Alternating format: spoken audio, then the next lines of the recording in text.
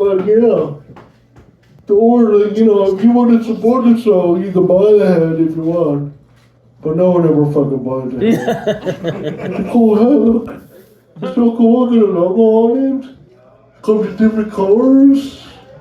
You can perform 5 times or you can pay $30. I had someone perform 5 times to get a hat and never seen him again. It's that good of a hat, guys. So please give it up for your next comedian. I'm gonna butcher her last name. Katie Volkerka.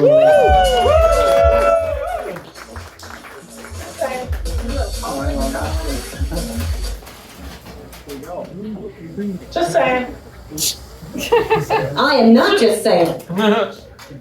I don't like holding it because everyone can tell when I'm nervous. So I'm just testing it to make sure everyone can still hear me when I'm stressed. Okay. Hello, everybody. I'm Katie Volkerka. And yeah, 4th time on this stage. I'm either going to talk about kids or my relationship. And by the look of the crowd, I'm guessing I'm not talking about kids today. All right, so my partner, let me tell you about how we met, because it's a really funny story. We met in high school. That's my partner, by the way. We met in high school, we had classes together, but we didn't actually speak to each other in high school. 20 years later, he was working at a gas station, and I was driving a taxi cab. I worked 2 jobs. I would work my government, pensionable job in the daytime, and then I would drive taxi all night, because that was how I was paying for my car. That was how I was paying for my house, because I had my own house. I'm on my 2nd house. Whoa. I sold the first one, though. I don't own 2 houses. Oh, nice. I don't want to make it seem like I'm much better than I am, because I'm not. But, yeah, so I'm driving a taxi, and I always take my birthday off. I may work 2 jobs, but I always take my birthday off in May. And I was going to a drag show, which also meant I was trying to drag every eligible man I could with me, because I wanted to, at the end of the night, I wanted to have had a good night. So I'm at the gas station where I usually fill up my cab, and there's a bunch of adorable guys that work at this gas station. So behind the counter, one of them happens to be, and I'm like, hey, I'm going downtown tonight.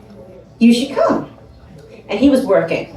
But he texted my boyfriend, my now boyfriend, was like, Katie's going to a show downtown. You should go too. So he did, which was really cool. I didn't know he was coming. And we're at this drag show. It's him and another one of his friends, and I'm fairly certain both of them are hitting on me, and I'm feeling really good, because it's my night out and 2 guys are hitting on me. How cool. But then all of a sudden, one of them's just like, oh yeah, I'm meeting my girlfriend here. Totally misread this. He's got a girl coming. He wasn't flirting with me. The other one's probably not flirting with me either. But he was. Later, he walks over and he just put his hand right here. And now we have a child together. Oh. Not from that movement, don't get me wrong. It took many years to get there. But, yeah, it was like, he put his hand right here, and I was like, oh, this guy's going to be my boyfriend. Oh. So, I didn't do anything at the bar until after I got out of my taxi at my house. I texted him, I was like, I think I like you. And he's already home, 45 minutes away by walking. He says, I like you too. I'll come over. I'm like, sure. So it's a lovely evening. We have a wonderful time. And at this point, I'm what's referred to as solo polyamorous. I have been telling people my entire life, I want a baby, but I don't want a man. It's very important to me. I want a baby, but I want to be a single mother. Which is a stupid idea. But thankfully, I met my partner, and I told him, I'm polyamorous. I'm not giving up polyamory for you. And he was like, yeah, that sounds great. The first time this ever happened, I was like, this is wonderful.